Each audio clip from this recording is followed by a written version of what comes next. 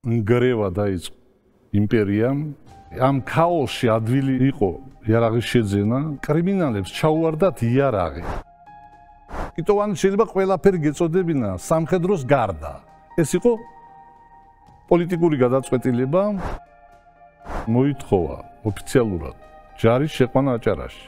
რო დაეკავებიათ ასლან აბაშიძე, ესე გამოდის, ხო? ალბათ. შეიძლება ჩაითვალოს, რომ ზუსტად გამსახურდია მამითი, თქვათ, კიტოვანს ბრძოლა პირველმა გამოუცხადა, რომ თანამდებობიდან გაათავისუფლა, იმიტომ რომ მიხვდა, რომ ის არ იყო კვალიფიციური და ასე შემდეგ. კი ბატონო. ლოთიკობალიამ უთხრა, ზუსტად გამსახურდიას, რომ ამოიწურა კონფლიქტი და პრაქტიკულად ლოთიკობალიამ შემოიყვანა ისინი თბილისში. შევარდნაძეს მისცეს შეიარაღება. ეს მისცეს აფხაზეთში რო შესულიყვნენ, გეგმა. აფხაზებმა უნდა იცოდნენ, რომ ეს იყო რუსული სცენარი. აფხაზეთის დაცემის მერე პრეზიდენტმა გამსახურდიამ ჩათვალა, რომ კანონიერი ხელისუფლების აღდგენაზე უნდა გვეფიქრა.